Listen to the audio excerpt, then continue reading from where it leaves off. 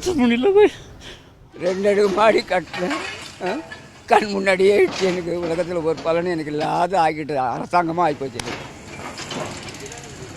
அதை இடிக்க இடிக்க இடிக்க எங்கள் மனசு அப்படியே உடஞ்சி போச்சு. அந்த அந்த இடத்துல எங்களையும் சேர்த்து புதைச்சிட்டாங்க, எங்களை ஃபுல்லாக புதைச்சிட்டாங்க.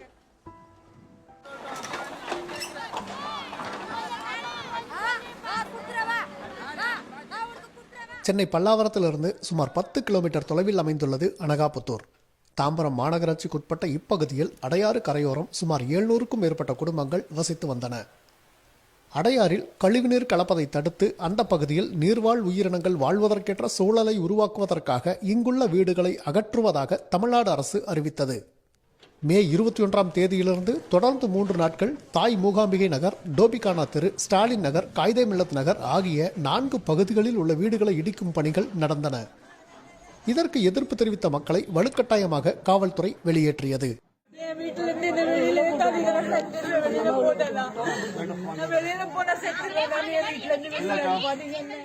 பிறகு அவர்களின் வீடுகளும் முழுமையாக இடிக்கப்பட்டன. இதனை பார்த்து மக்கள் கதறி அழுத காட்சிகள் இணையத்தில் வேகமாக பரவியது.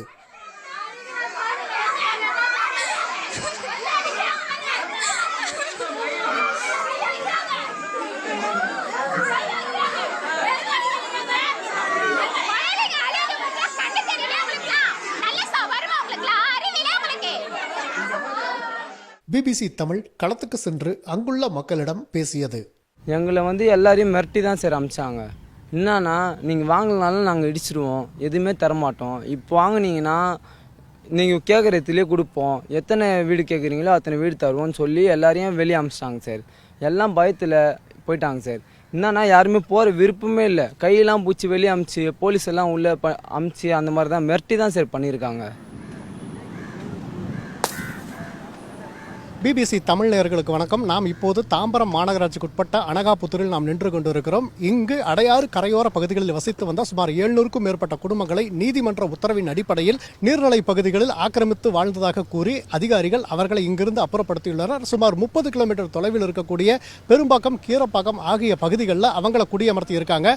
கடந்த சில நாட்களுக்கு முன்பு இந்த ஆக்கிரமிப்புகளை அகற்றும் பணி நடந்தபோது அதிகாரிகள் தங்களை அச்சுறுத்தி வெவ்வேறு பகுதிகளுக்கு தங்களை மீள்குடியேற்றம் செய்ததாக இப்பகுதி மக்கள் குற்றம் சுமத்துகின்றனர். தற்போது அனகாபுத்தூரில் என்ன நிலவரம், இப்பகுதி மக்கள் என்ன சொல்கிறார்கள், வாங்க பார்க்கலாம். மே 29 அன்று பிபிசி தமிழ் அங்கு சென்றபோது மசூதி ஒன்றை தவிர அனைத்து வீடுகளும் இடிக்கப்பட்டிருந்தன. பக்ரீத் வரை மட்டுமே இந்த மசூதி இருக்கும், அதன் பிறகு இடிக்கப்பட்டுவிடும் என அங்கிருந்த தலைமை காவலர் ஒருவர் தெரிவித்தார். இந்த இடத்தில் நிற்க வேண்டாம், சிசிடிவி காட்சிகள் மூலம் அனைத்தும் கண்காணிக்கப்பட்டு வருகிறது என கூறி அங்கிருந்து நம்மை வெளியேற்றுவதில் உறுதியாக இருந்தார். அனகாபுத்தூரிலிருந்து அரசின் கணக்குப்படி வெளியேற்றப்பட்ட 593 குடும்பங்களுக்கு சுமார் 30 கிலோமீட்டர் தொலைவில் உள்ள கீரப்பாக்கம், பெரும்பாக்கம் மற்றும் நாவலூர் ஆகிய இடங்களில் உள்ள நகர்ப்புற வாழ்விட மேம்பாட்டு வாரியத்தின் அடுக்குமாடி குடியிருப்புகளில் வீடுகள் ஒதுக்கப்பட்டுள்ளன. அங்கு பிபிசி தமிழ் சென்றது. பல இடங்களில் குப்பைகள் அகற்றப்படாமலும் சாக்கடைகள் தூர்வாரப்படாமலும் இருந்தன. 10 அடுக்குமாடிகள் கொண்ட சில குடியிருப்புகளில் லிப்ட் வேலை செய்யவில்லை.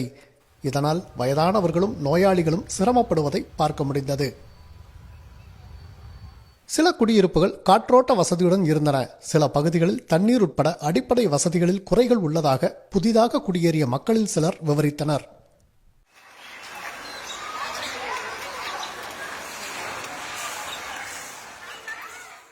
பெரும்பாக்கத்தில் அரசு ஒதுக்கிய வீடுகள் போதிய வசதிகளுடன் இல்லை என கூறுகிறார் மோகனப்பிரியா. ரோடு ஃபுல்லா டிரைனேஜ் தான்.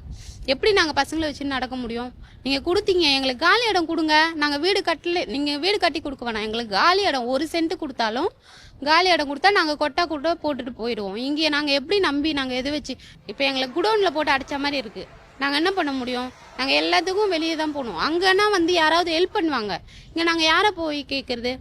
இதய அறுவை சிகிச்சை செய்த தன் தந்தைக்கு 5வது மாடியில் வீடு ஒதுக்கப்பட்டுள்ளதாக கூறுகிறார் சையத் அலி ஃபாத்திமா. இப்போ இங்கே வந்திருக்கோம். எங்கள் அப்பா ஹார்ட் பேஷண்ட்டு, அவருக்கு heart surgery, open heart surgery பண்ணியிருக்காங்க. அந்த ஓப்பன் ஹார்ட் சர்ஜரி பண்ண மனுஷனுக்கு 5வது மாடியில் வீடு கொடுத்துருக்காங்க. லிஃப்ட்டு ஒர்க் ஆகலை. இப்போ அவரை கூட்டிக்கிட்டு இப்போ அவருக்கு உடம்பே முடியல, லிஃப்ட் ஒர்க் ஆகல, நான் எப்படி இமீடியட்டா கீழே இறங்க முடியும்? நல்ல தண்ணி, உப்பு தண்ணி, எல்லா ஃபெசிலிட்டியும் அவ்வளோ அழகா நாங்க கட்டி வச்சிருந்தோம். அதை இடிக்க இடிக்க இடிக்க எங்க மனசு அப்படியே உடைஞ்சு போச்சு. அந்த அந்த இடத்துல எங்களையும் சேர்த்து புதைச்சிட்டாங்க, எங்களை ஃபுல்லா புதைச்சிட்டாங்க. எல்லாரும் அவங்க வாழ்வாதாரத்தை எல்லாத்தையும் விட்டுட்டு இங்க வந்து அனாதையா நிக்கிறோம், ஒவ்வொருத்தரும் அனாதையா நிக்கிறோம். நீ என்ன வேணா செஞ்சாலும் ஆனா எங்களோட வீடுக்கு எங்களோட இடத்துக்கு ஈடே ஆகாது. புதிதாக கொடுக்கப்பட்ட வீட்டில் 3 நாட்களாக பாத்ரூமில் தண்ணீர் வரவில்லை என கூறுகிறார் முஸ்தாக் அகமது. நல்லா இருந்த பை, சொந்த வீடு,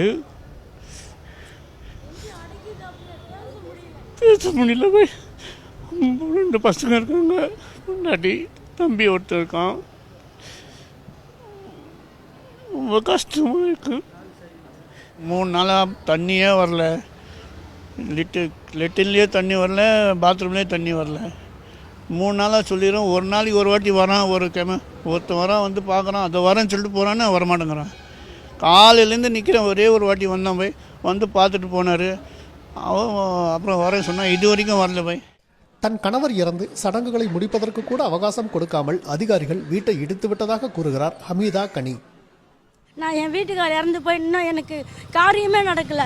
10 நாள் கொடுங்கன்னு என் பையன் கேட்டான், அது கூட கொடுக்கல. அப்படி இஸ்து போட்டு அடித்து உடச்சி தள்ளிட்டு போகிறாங்க. இதெல்லாம் உங்களுக்கு நல்லதா? தண்ணி போல் இது எந்த நாளைக்குன்னு தெரியல. ஜன்னலுங்க வந்து கை உடைஞ்சி எல்லாம் உடஞ்சி போச்சு. அது என்னென்ன இனிமேல் வந்து உழுவுமோ, இன்னும் எந்த மலைக்கு எந்த பில்டிங் உழுவுமோ தெரியாது. இங்கே எதுக்கு எடுத்தாந்து வச்சுருக்காங்கன்னு தெரியல. மொத்தமாக சாவடிக்கவா இல்லை வாழ வைக்கவான்னு தெரியல.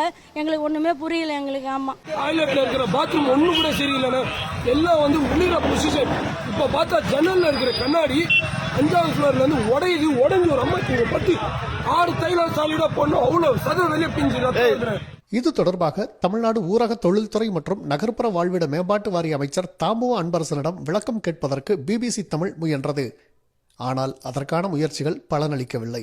அனகாபுத்தூர் விவகாரம் தொடர்பாக மே 21 அன்று தமிழ்நாடு அரசு செய்தி குறிப்பு ஒன்றை வெளியிட்டுள்ளது.